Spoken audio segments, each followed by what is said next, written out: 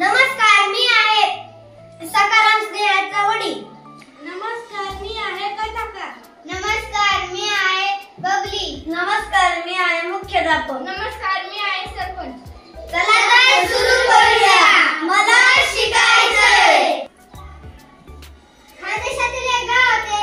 त्या गावात सकाराम नावाचा एक शेतकरी राहत होता. त्याच्या पत्नीचे नाव सुनबा व त्याच्या दोन्ही मुलांचे नाव स्नेहा व पिंटू होते. स्नेहा खूप हुशार व कष्टाळू होती. स्नेहा पुढे शिकणार होती, पण तिचे वडील तिला पुढे शिकवणार नव्हते. हे ऐकून स्नेहाच्या डोळ्यात पाणी आले. तिच्या वर्गातली तिची मैत्रीण बबली पुढे 5वीत नाव टाकले. ती आडगाव ह्या गावात शिकायला जाणार होती. हे पाहून स्नेहा रडत बसली. इथे कुठे दिसत नाही. स्नेहा, ए स्नेहा. ओ माय, वर्गामधल्या बबलीने 5वीमध्ये नाव टाकाय. मला बी नाव टाकाय. ओ माय, मला बी शिकायचं. आता पुढे शिक्षण काय करशील तू? आपली परिस्थिती आहे गरिबीनी. त्यापेक्षा आधी शाळा बंद. समजले का तुले? ओ माय दादाने सांग ना. मला 5वीमध्ये नाव टाकायचं. मला पुढे शिकायचं. गावातील बरेचसे लोक आपल्या मुलांना 4वी पर्यंत शिकवत आहे. हाच किस्सा सकाराम गिरवणार होता. स्नेहा पुढे शिकणार नाही हे मुख्याध्यापकांना समजल्यास मुख्याध्यापक व सरपंच स्नेहाच्या घरी आले.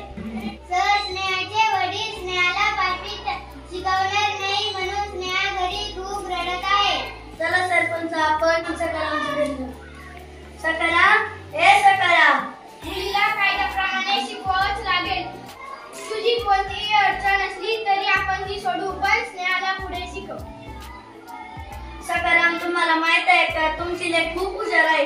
तिने शिष्यवृत्तीची परीक्षा दिली आहे. तिला पुढे शिकू द्या, स्वावलंबी बनू द्या. अरे सखा, तुझी लेक एवढीच म्हणली बबली तिनाच वर्गामधली. मी बी तिला टाकणार 5वी मा. कमी शाळेत एकूण अर्धा टाकणार अंतरावर शे. दोघी पण जातील ना एसटीमा. सकाराम, तुम्हाला माहित आहे का, आपल्या जिल्ह्याची जिल्हाधिकारी कोण आहे? एक महिलाच ना. तालुक्याची इन्स्पेक्टर दामू अण्णाची लेक, ती सुद्धा महिलाच आहे ना. ती एवढेच नसेल, आता तर कित्येक डॉक्टर, वकील, शिक्षिका व आपल्या राष्ट्रपती पण महिलाच आहे ना. जर त्यांच्या वडिलांनी तुझ्यासारखं शिकवलं नसतं पोरीला, तर तेवढ्या मोठ्या पदावर गेले असते का? मला तुमचं म्हणणं पटलं. त्यांना दिवसभर कष्ट करसू, रक्तानं पाणी करसू, कोण म्हणा अंडोर ले शिकायसू.